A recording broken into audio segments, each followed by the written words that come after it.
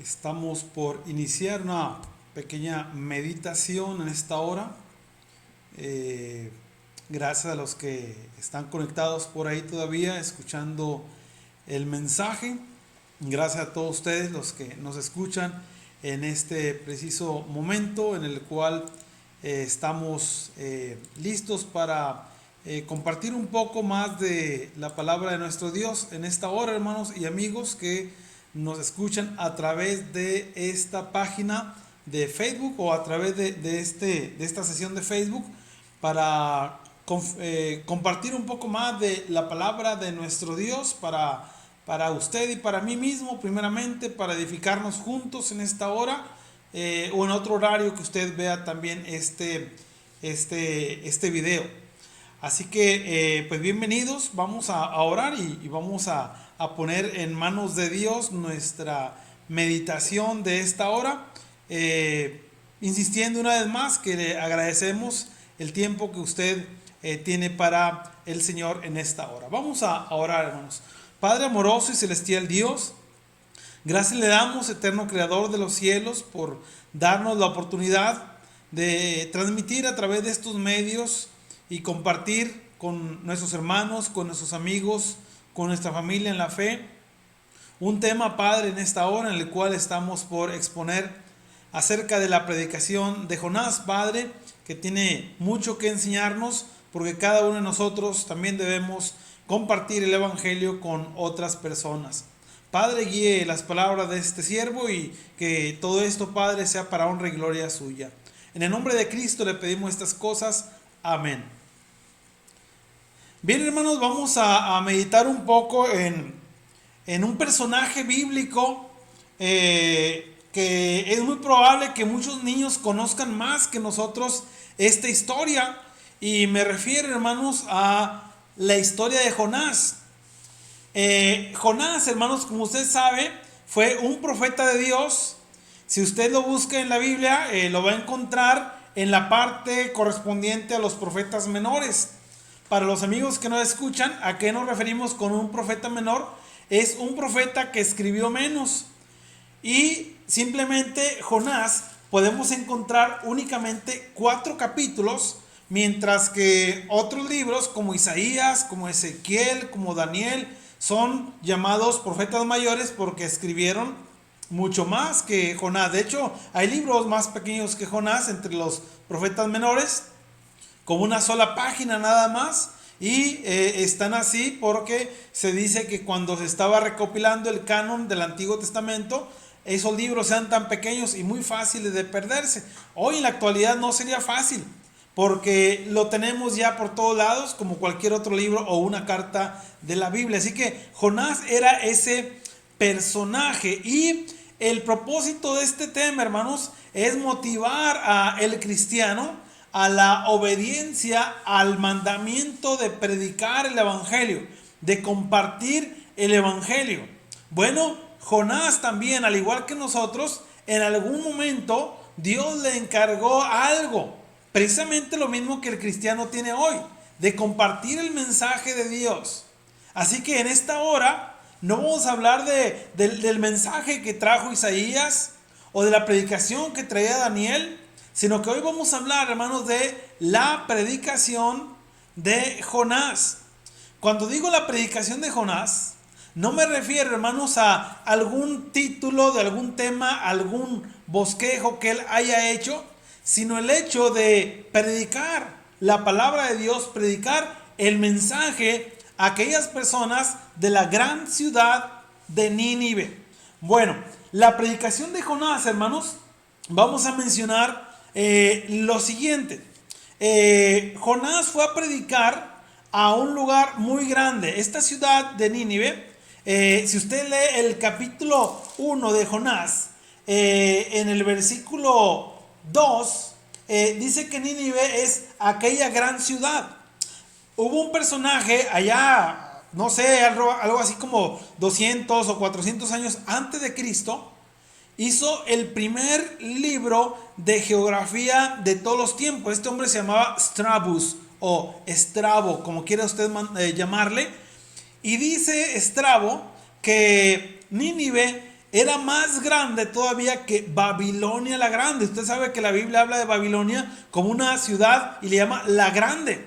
Bueno, algunos comentaristas dicen que tal vez no era Nínive más grande que Babilonia, hablando de la ciudad de Nínive únicamente, sino como área metropolitana, porque había, según se cree, después hallazgos que surgieron mucho más recientes, que se cree, hermanos, que eran 4 ciudades que estaban alrededor de Nínive. Y bueno, como otras ciudades, la de Monterrey, por ejemplo, decimos, ¿de dónde eres? Soy de Monterrey. Ah, sí, ¿de qué parte? De Guadalupe. Pero Guadalupe es otro municipio. Yo soy de Monterrey. Ah, sí, ¿de qué parte? De San Nicolás, de San Pedro. Pero aunque son otros municipios, nosotros lo vemos como una sola ciudad. Somos la misma gente en realidad. Bueno, tal parece que algo así pasaba en aquel lugar. La Ciudad de México es igual, la Ciudad de Guadalajara, y prácticamente todas las ciudades del mundo es lo mismo en ese sentido.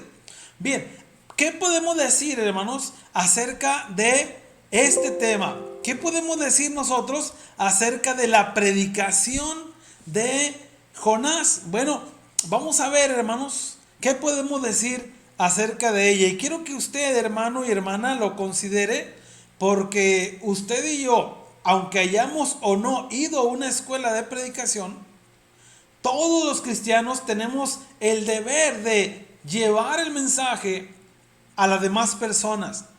Pero, ¿qué podemos decir acerca de este tema? Acerca de la predicación de Jonás. Bueno, en primer lugar quiero decirle lo siguiente, que la predicación de Jonás era o es o fue una predicación individual. La predicación de Jonás fue individual. Podríamos decir de otra manera, que el mandamiento de la predicación que se le dio a Jonás fue personal. No le dijo a Jonás, júntate con 4 o 5 y si ellos no quieren, pues no vayan. No, fue un mandamiento individual para él. Cada cristiano, hermanos, tenemos el mandamiento también individual para nosotros.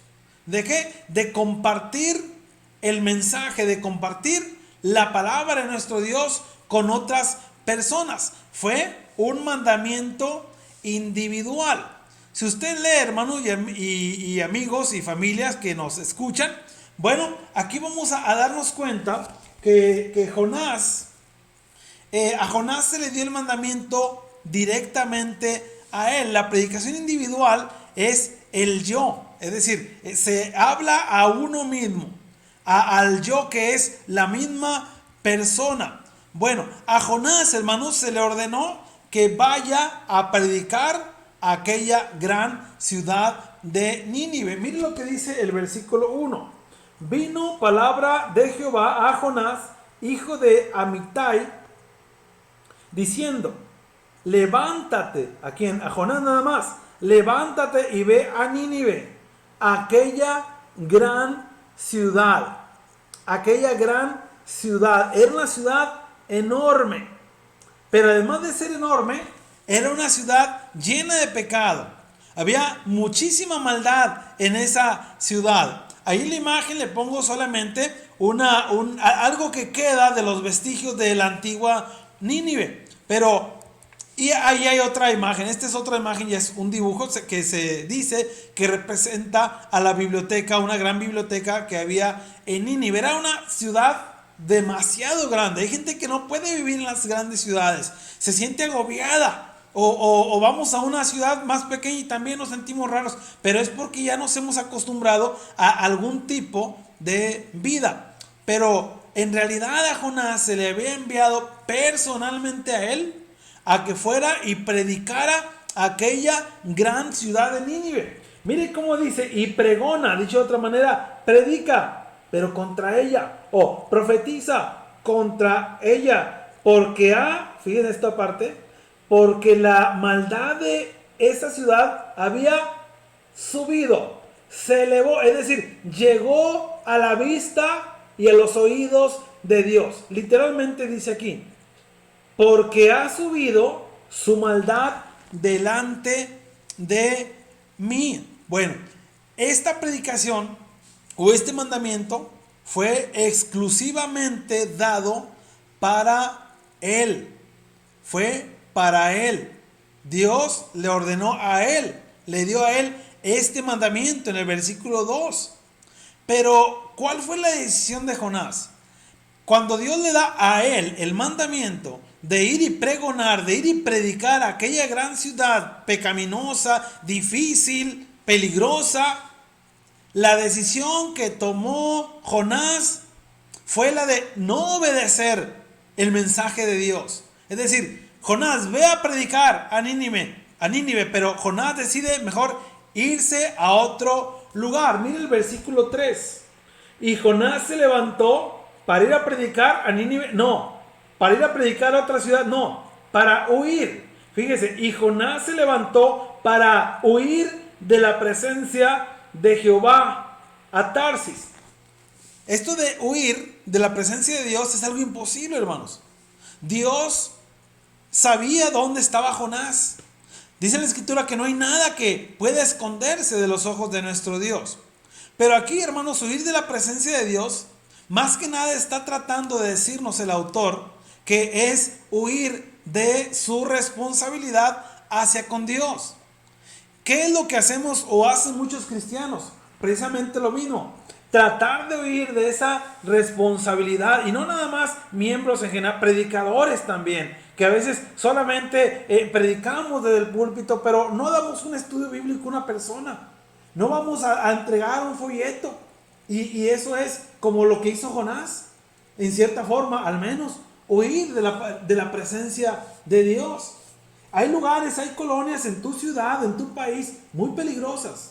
Los que conocen la iglesia de Cristo en Sierra Ventana o la gente de Monterrey sabe que ir a la colonia Sierra Ventana, dijo uno, cualquiera entra, pero no cualquiera sale de ahí. Bueno, la colonia abajo donde estamos es muy tranquila, vecinos estudiosos, trabajadores y en toda la zona, ¿verdad? Pero más arriba, en el cerro, que pertenece ahí a la misma colonia, ahí hay mucha drogadicción, ahí hay mucho pandillerismo, ahí es normal escuchar los balazos. No nada más hace algunos años que la violencia se desató tremendamente, hermanos, sino aún hoy. De repente usted escucha los balazos y fueron tirados al aire o al suelo o a una persona. Y hay mucha maldad, mucha drogadicción en ese lugar. Pero algunos hemos tenido la oportunidad de ir y predicar en la zona. Y bueno, la gente hasta cierto punto respeta a la iglesia. Y eso es muy, muy bueno, hermanos, porque la iglesia ha dado un buen testimonio en la zona. Tal vez no todos los cristianos, pero sí, en general se da un buen testimonio. Pero no cualquier hermano va al cerro a predicar. Ahora, esto es en la colonia donde les digo. Allá hay otros hermanos, por ejemplo, para San Bernabé o para no sé, tal vez para el área del Topo Chico, hay zonas peligrosas. Si usted se va a la Ciudad de México, allá también hay zonas muy peligrosas. Va a Guadalajara, hay zonas muy peligrosas. Se va a Monclova y le aseguro que igual. Los de Saltillo pasan por el mismo problema. Los del estado de Colima, los del estado de México, los del estado de allá en Yucatán, los de Estados Unidos, los de todas partes, hermanos, los de Arabia, los de la India.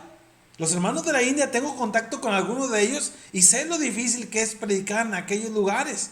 Pero muchas veces, ¿qué hacemos? Huimos de la responsabilidad que Dios nos ha encomendado de predicar el evangelio y hacemos lo mismo que hizo precisamente Jonás, de huir de la presencia de Dios o simplemente de la responsabilidad que tenía con él. Acuérdense, esa es una responsabilidad individual. La predicación de Jonás es individual. No espere que otros lo hagan, no esperemos eso, porque la salvación y la condenación son asuntos individuales también. Usted, yo, con Dios directamente. Mire, esta predicación que es individual, lo podemos notar en que Jonás habla en primera persona, es decir, habla de sí mismo en el capítulo 2. Fíjese, varias veces vamos a encontrar que él habla de sí mismo. En el capítulo 2, versículo 1, dice que ya estando Jonás, antes de llegar aquí, usted debe saber, ¿verdad? De leer esta parte, debe saber y debo decirle que cuando Jonás huyó de la presencia de Dios, se fue a Tarsis, ahí en aquel bote empezó, en el mar hubo una tempestad y echaron suertes, la suerte cayó sobre Jonás y Jonás mismo reconocía que era por culpa de él y dice, échenme el agua y todo se va a calmar, y fue lo que pasó. Fue echado al agua, se calmó la tempestad y Jonás allá en el agua, llega un gran pez, lo devora, se lo lleva por ahí hasta donde el pez pudo andar durante 3 días y 3 noches.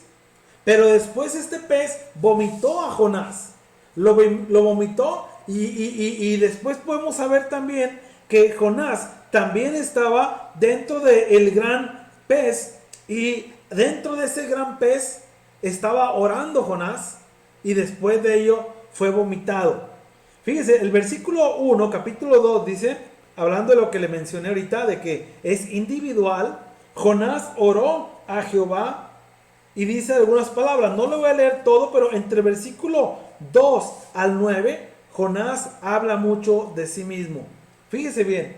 Y dijo, invoqué, ¿quién? Yo, o sea, Jonás, yo invoqué. Y dice, desde el Seol, desde el seno del Seol, yo clamé. Y mi voz oíste. Me escuchaste, dice el versículo 3. Versículo 3 también, me rodeó. ¿Qué me rodeó? La corriente.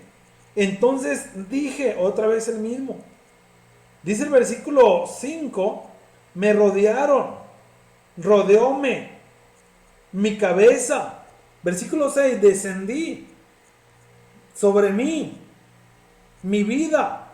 Dios mío, son frases que habla de sí mismo o que se incluye a sí mismo Jonás.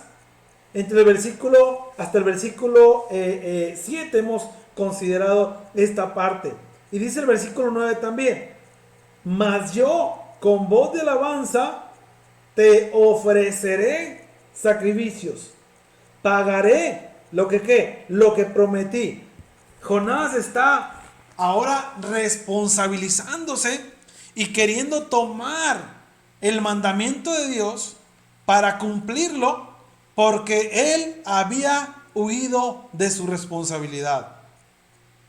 Cuando usted y yo nos enteramos de que hemos huido de nuestra responsabilidad, hay que recurrir a la oración. Hay que recurrir al arrepentimiento. ¿Qué es lo que estamos viendo aquí en Jonás? Solo que aún estaba dentro del pez. ¿Qué hubiera pasado si aquel gran pez se hubiera llevado a su digestión completa a Jonás? Pues ya no habría oportunidad para Jonás. Pero Dios escuchó la oración de Jonás y aquel pez, aquel gran pez, lo vomitó de su interior. Así que esto es algo que debemos considerar, hermanos, que la predicación de Jonás es individual o fue individual. Notemos estas palabras, hablando él en primera persona, todo lo que hablaba era en primera persona en aquella oración, porque era una oración pidiéndole por él, nada más. Sabemos que en la oración podemos pedir por muchos, debemos pedir por nuestros gobernantes, por nuestra familia, por la sociedad, por nosotros mismos también. Bueno, esta es una oración muy particular de Jonás. Bien, vamos a mencionar otra cosa. Vamos a ver que no solamente la predicación de Jonás fue individual. También quiero decirle que la predicación de Jonás fue universal. Fue universal. ¿Qué quiero decir con esto? Bueno, a veces queremos compartir el evangelio solo con ciertas personas. Es que aquel me cae bien y es que aquel se ve que sí va a recibir el evangelio. Pero la predicación de Jonás, hermanos, es universal. Hay que llevar el evangelio, dice el Señor Jesús, a toda criatura, sea hombre, sea mujer, sea de descendencia latina, de descendencia inglesa, alemana, la que usted quiera, africano. Todos tienen el derecho, por llamarlo de alguna manera, de que se les predique el evangelio. Pero también podemos decir, hermanos, que no solamente hablando de nacionalidades, sino también de estados o estatus sociales. A este no le hables porque es bien pobre, no te va a ayudar en nada. Mejor dile a aquel, mira, aquel sí tiene. Eso no, eso es una predicación convenenciera y no es lo que Dios quiere. Hay que predicarle al pobre, pero también hay que predicarle al rico. Hay que predicarle al estudiado y al que no tuvo la oportunidad de estudiar. Hay que predicarle a aquel hombre, a aquella mujer, aquella persona que es hombre pero quiso ser mujer según él, según ella, pero no hay eso. Sino hombre y mujer, también hay que predicarles a ellos. Al borracho, al drogadicto también, pero una advertencia, no cuando estén en ese estado, ¿verdad? Sino cuando estén en sus 5 sentidos. Mire, ese hombre se droga mucho, pues ahorita que lo veo bien, voy a hablar con él, voy a compartirle el evangelio. Porque la predicación de Jonás fue universal. ¿A qué me refiero con esto, hermanos? Bueno, a que Jonás sabía qué clase de personas estaban allá en este lugar de Nínive, la capital del imperio asirio. Bueno, esta ciudad, hermanos, era una ciudad bastante complicada, como la habíamos mencionado hace un momento, y seguramente por miedo Jonás huyó de la presencia de Dios. Ya sabemos de la responsabilidad hacia Dios. Es probable que por eso él huyó. De hecho, no le encuentro yo otra razón. No creo yo que haya sido por flojera. Porque si fuera por flojera, no se hubiera ido a Tarsis. O no hubiera tratado de llegar a Tarsis. La nave no llegó a Tarsis con Jonás. Llegaron solos. Jonás se quedó en el mar, como ya lo supimos. Pero encontramos que a Jonás no se le dijo, mira, a este pueblo no le prediques porque este pueblo es muy peligroso, Jonás. Se dice que la gente de aquellos lugares era terrible y vamos a hablar brevemente acerca de ello. La gente de Jonás, la gente de Nínive no era judía, sino que más bien eran gentiles, es decir, fuera de Israel, de otro país. En este caso eran del imperio asirio. Bueno, Dios dio a ellos la oportunidad de arrepentimiento. A pesar de que eran gente muy mala, se dice por ahí que ellos eran personas violentas y lo encontramos en el capítulo 3, versículo 8. El mal estaba en sus vidas. En sus vidas estaba el mal. Porque comían y bebían y dormían y todo lo que hacían era para maldad. Bueno, usted lo puede encontrar ahí en Jonás capítulo 3 versículo 8. Pero podemos ir a otros versículos, hermanos. Por ejemplo, aquí mismo en el versículo 2 ya nos acaba de decir que subió hasta Dios que la maldad de los ninivitas. Subió la maldad de los ninivitas a Dios. Así que vamos a considerar esto, hermanos, porque fue muy difícil la predicación de Jonás. Sin embargo, fue universal. Tuvo que predicarles a ellos muy a pesar de lo que era o de la forma de vida de estas personas. Les decía hace un momento que Nínive era la capital de Asiria. Vamos a ver cómo era Asiria. Vamos a ver brevemente cómo eran las personas de Asiria.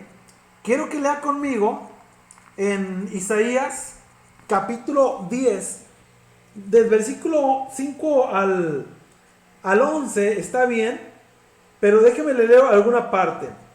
Oh Asiria, vara y báculo de mi furor. Dice, Asiria, Dios estaba enojado con Asiria. Sin embargo, le iba a utilizar para darle una lección al pueblo de Israel, al pueblo mismo de Dios. Dice, le mandaré contra una nación pérfida, hablando de Israel, y sobre el pueblo de mi ira le enviaré para que quite despojos, arrebate presa y lo ponga para ser hollado, es decir, pisoteado como lodo en las calles. Hasta aquí, hermanos, me detengo un poquito. ¿Por qué elegiría Dios a Asiria para dar un castigo a su pueblo Israel? Porque sabía Dios, porque Él todo lo sabe, que los asirios eran gente perversa, era gente muy mala. Y aún así, Jonás tenía que irles a predicar a ellos. Porque aunque esta gente era muy mala, bueno, Dios lo sabía y Dios utiliza a la gente del mundo en cierta manera para dar una lección también a su pueblo. Fíjese el versículo 7, aunque él no lo pensará así, es decir, Asiria no pensaba eso, pero era plan de Dios, ni su corazón lo imaginará de esta manera, sino que su pensamiento será desarraigar y cortar naciones, dice, no pocas. Se fija, Asiria era un pueblo tremendo, era un imperio que conquistó ciudades, que conquistó reinos tremendamente, porque podríamos decir que la maldad la llevaban en la sangre, hermanos. Era ya de herencia, el pecado no se hereda, pero sí la enseñanza de odiar, eso se hereda, se enseña más bien, y la gente lo va llevando generación tras generación. Bueno, sigamos leyendo. Dice el versículo 8, porque él dice, mis príncipes no son todos reyes. Aquí encontramos algo, hermanos. ¿En qué consistía la maldad de los ninivitas o de los asirios? Es decir, los ninivitas eran asirios, pero hablando de todo el país, de donde pertenecía Nínive, bueno, todo el país se caracterizaba por tener el pecado de el orgullo, de la vanidad. Dice aquí, ¿no son todos mis príncipes reyes? Ahora fíjese también, aquí se va a jactar de que ellos podían contra muchas naciones. Mire, dice el versículo 9, no es Calno como Carquemis, Amad como Arfad, Samaria como Damasco. Estas eran ciudades que fueron destruidas por ellos mismos, dando a entender, así como destruimos a tales y tales ciudades, también a estos los vamos a destruir. Ese era el pensamiento que estaba en ellos. Y además ellos habían logrado, hermanos, hacer esta maldad en estas naciones. Pero fíjense ahora cómo dice el versículo. Bueno, antes de eso quiero leerle en qué fechas fueron destruidas aquellas ciudades. Por ejemplo, un comentarista llamado Young o apellidado Young dice que Calno fue tomada en el 738 a.C., Carquemis en el río Éufrates en el 717, Hamad en el río Orontes en el 720 a.C., Arfad en el 740 y en el 720 también antes de Cristo, todo esto. Samaria en el 722 y Damasco en el 732, todo esto antes de Cristo, porque la gente de Nínive eran especialistas, hermanos, en hacer males. Los asirios eran especialistas en hacer males, tenían un ejército muy poderoso en su tiempo. Así que Dios los iba a utilizar para dar una lección en Israel, aunque esto es otra historia en realidad. Pero lo que yo quiero que usted rescate es cómo eran los asirios, es decir, los ninivitas en este caso, cómo eran ellos. Y bueno, se dice, hermanos, que este mismo pueblo llegó a tomar a Israel por allá. Dice un comentarista que se cree que en el 717, más o menos antes de Cristo, llegaron los ninivitas y tomaron a Israel.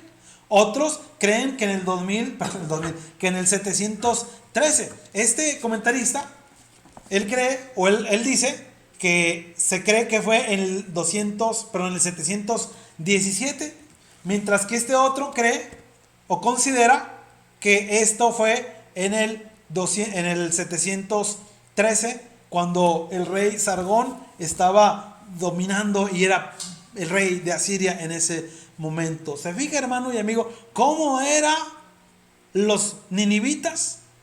Por eso Jonás la pensó mucho para ir, hermanos. Y por eso al principio dijo que no. Pero eso iba a hacer. Si usted va a 2 de Reyes capítulo 15, versículo 29, aquí encontramos precisamente algo de esa cautividad, que hizo Asiria sobre Israel. allá por el 721 antes de Cristo, por estas mismas fechas que acabamos de mencionar hace un momento, donde varias ciudades del pueblo de Dios fueron sitiadas y poco a poco hasta cumplir todo aquello. Bueno, la maldad era tremenda en aquel lugar de la tierra. Así que la predicación de Jonás era universal. Había que ir a los corazones más duros, así como a los más nobles, a la gente rica como a los más pobres, a los más estudiados como a los que menos pudieron estudiar por la razón que sea. Pero no solamente la predicación de Jonás fue, en este caso, universal, sino que también la predicación de Jonás fue honorable, o bien, si usted quiere mencionarle, honrosa. Predicar la palabra de Dios es algo, hermanos y amigos, que es de mucho honor. Dice la Escritura, hermanos, cuán hermosos son los pies de aquellos que anuncian las buenas nuevas, el Evangelio de Cristo, el Evangelio de la paz. Es algo muy honroso, muy, muy honroso. Porque aunque Jonás, hermanos, al principio, versículo 3, huyó de la presencia de Dios y de su responsabilidad hacia Dios de ir y predicar a Nínive, también después él regresó a Dios después de esta oración que leímos hace un momento en el capítulo 2. La predicación de Jonás es honorable. La gente de Nínive, dice un escritor, era brutal y violenta. Y dice también este escritor que la crueldad y la brutalidad era, como quien dice, el pan diario. Y bueno, se necesita mucho valor. Por eso, hermanos, la predicación de Jonás fue honorable. Porque aunque al principio no quiso ir con estas personas, después fue. Otro escritor, hermano nuestro en la fe, escribió: la gente de Asiria se notaba por su crueldad hacia otras personas, especialmente a los prisioneros de guerra. Según dice la historia, hermanos, que una de las cosas que hacían con los prisioneros de guerra era desollarlos. No que le quitaran las ollas, no, sino que le quitaban la piel. Y a veces vivos todavía estaban sin su piel. Una cosa enormemente brutal, terrible, hermanos. Pero Jonás fue a predicar a ese lugar. Si usted le predica al que usted quiera, al que sea, siempre eso será una labor honorable. Cuando la Biblia habla, hermanos, de los ancianos y de los diáconos, dice que tengamos dignos por doble honor, especialmente aquellos que trabajan en enseñar, en predicar.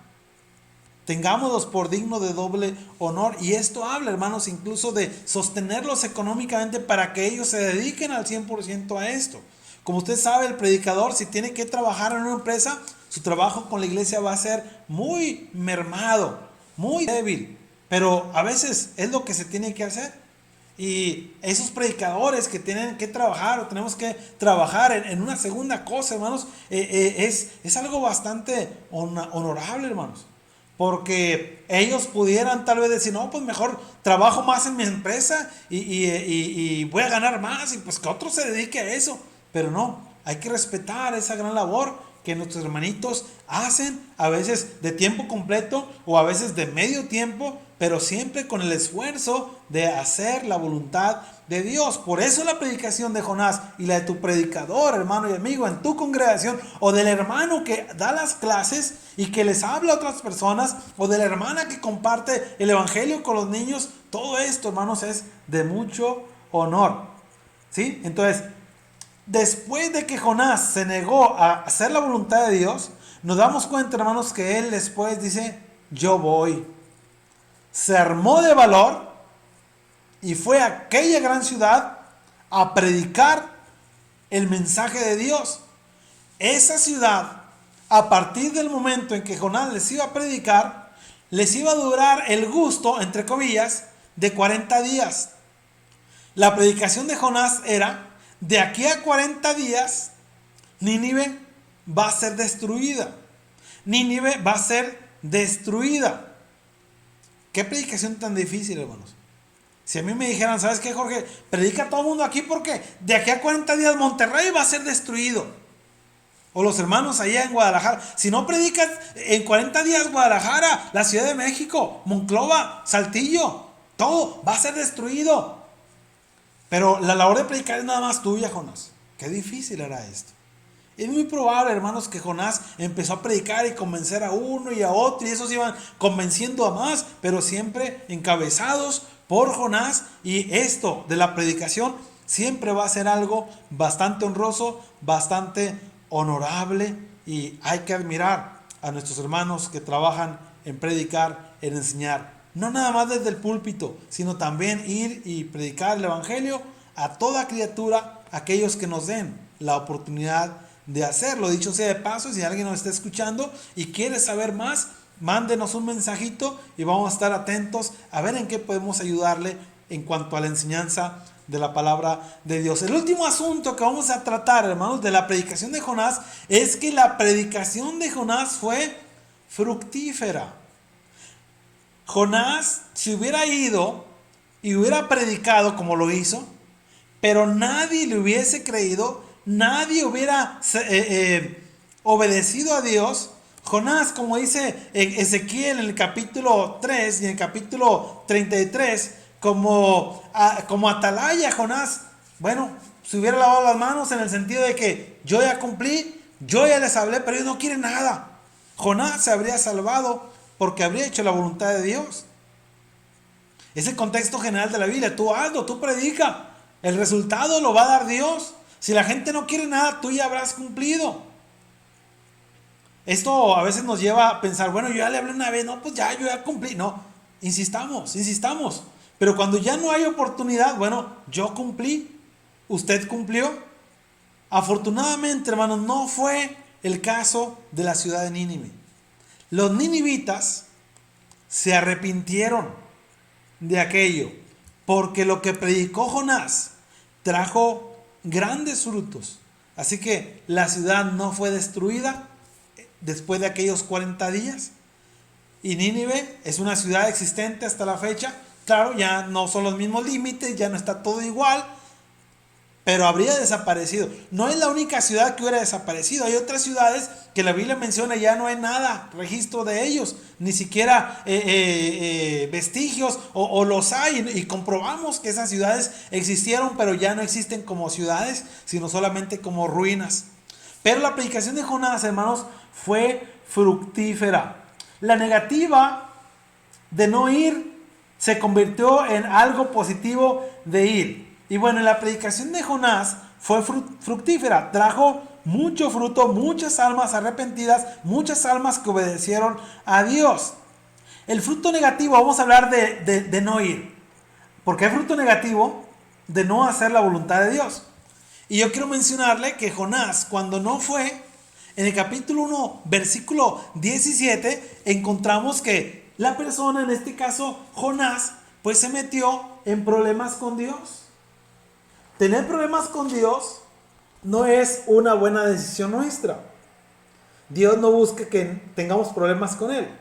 Pero Jonás, hermanos, tuvo fruto, primero, negativo, de no hacer la voluntad de Dios. En el 1:17 dice, pero Jehová tenía preparado un gran pez que tragase a Jonás, y estuvo Jonás en el vientre del pez 3 días y 3 noches. Ya en el Nuevo Testamento encontramos que esto es una profecía de que Cristo iba a estar 3 días y 3 noches en la tumba y después resucitar, aunque estrictamente hablando, fue menos tiempo. Pero lo importante aquí es de que Jonás tuvo problemas con Dios. Cuando no obedecemos a Dios, nos metemos en grandes problemas con Él. Lo acabamos de ver aquí en el versículo 17. Pero si está usted apuntando, también Jeremías capítulo 48:10 dice Jeremías que es maldito aquel que hiciere indolentemente la obra del Señor. Es decir, va a tener problemas con Dios. Otro pasaje, Ezequiel capítulo 3, versículo 18. Si tú no les avisas, voy a demandar tu sangre, porque no les avisaste del peligro que venía, no les predicaste, es lo que está aquí diciendo. Además, problemas con él mismo. En este caso, Jonás, en el capítulo 1, versículo 12, y en el capítulo 4, versículo 3, vemos cómo él hacia sí mismo está hablando, y encontramos que él tiene problemas con sí mismo también. Y esto lo podemos encontrar o considerar brevemente en el 4:3. Ahora pues, Jehová, te ruego que me quites la vida, porque mejor me es la muerte que la vida. Él tenía un problema personal consigo mismo. Él tenía un problema tal vez de lo que le llaman por ahí, de integración con sí mismo. El yo interior de Jonás estaba muy mal, una piltrafa por dentro. Sin embargo, Dios le escuchó y vemos que Dios le pone una calabacera ahí para que le des hombre. Luego Jonás se vuelve a enojar, etcétera. Bueno, hay fruto negativo de no hacer la voluntad de Dios, pero también hay fruto positivo. Ya para terminar lo antes posible, hermanos, el fruto positivo, satisfacción personal. Jonás 4:6. ¿Qué más? Satisfacción espiritual. Hechos 15:12 y Hechos 21:19. Como también, hermanos, puede usted leer que hay fruto de obedecer a Dios, que es la salvación del alma. Efesios 1:13 y 2 Timoteo 3:15. Vamos a leer solamente 2 Timoteo 3:15, donde dice: y que desde la niñez has sabido las sagradas escrituras, las cuales te pueden hacer ¿qué? Sabio. ¿Para qué? Para salvación. Juan 5:39 dice: escudriñad las escrituras, porque a vosotros os parece que en ellas tenéis la vida eterna. Así que hay una satisfacción no solamente personal, espiritual, sino que también hay otro fruto positivo, que es la salvación del alma. Por haber hecho, hermano y amigo, la voluntad de Dios. Solamente haciendo la voluntad de Dios, hermano y amigo, usted va a entender esto que le estoy diciendo. Se lo digo por experiencia propia. La vida cristiana, hermanos y amigos, es una vida que no es fácil en realidad. A veces tenemos problemas, dificultades de todo tipo, hermanos. Sin embargo, confiamos en Dios. Como lo que decíamos ayer, hermanos, en la clase, que la palabra amén no solamente significa así sea, sino que también significa estar de acuerdo, y sobre todo que es confiable en lo que estoy pidiendo, porque se lo estoy confiando a mi Dios. Así que si usted se acerca a Dios, sepa que es confiable, que en Él usted podrá encontrar la salvación.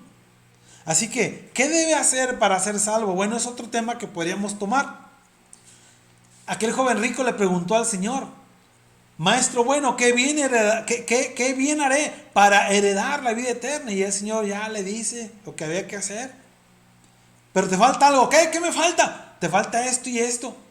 Pero como era rico, solo dio la media vuelta y se fue. Como quien dice, le dijo a su salvación, a Dios: no te quiero salvación. Pero la respuesta la tenía. Y usted, amigo y hermano, tiene la respuesta en las sagradas escrituras. Escudriñelas, estúdielas, medítelas y obedézcalas.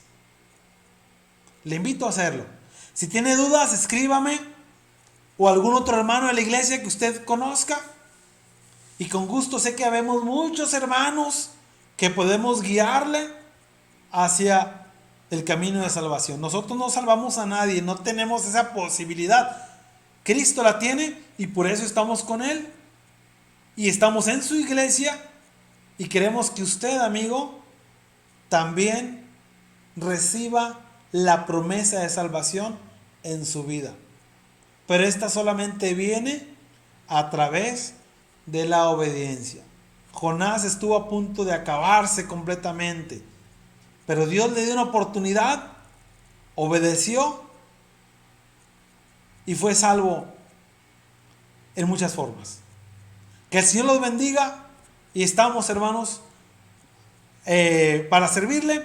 Si usted tiene alguna duda, no tenga problemas en cuanto a escribirnos, hágalo y estaremos con usted. Vamos a orar. Padre bendito, gracias le damos por habernos permitido el tener esta meditación, el compartir a través de estos medios el mensaje acerca de la predicación. Padre eterno, ayúdenos a sus hijos a compartir el mensaje de salvación con las personas, Padre, quienes aún no han obedecido. Ponga a esas personas que van a obedecer cerca de nosotros, Padre, para poder llegar a ellas a través de su evangelio, y que el crecimiento, Padre, y los frutos sabemos que vendrán a través de usted. Bendiga a nuestros hermanos y amigos que nos escuchan, y pedimos que esta meditación haya sido de edificación, que aquellos que la escuchen, Padre, y aún mi propia persona, nos edifiquemos y seamos mejores evangelistas, mejores personas que llevan tu palabra a todas las personas. En el nombre de Cristo le pedimos su bendición. Amén. Gracias, hermanos. Esta fue la conclusión de nuestro tema. Y bueno, estaremos de alguna manera transmitiendo más mensajes el día de mañana, si Dios quiere, o los próximos días, si Dios nos lo permite. Dios los bendiga, hermanos.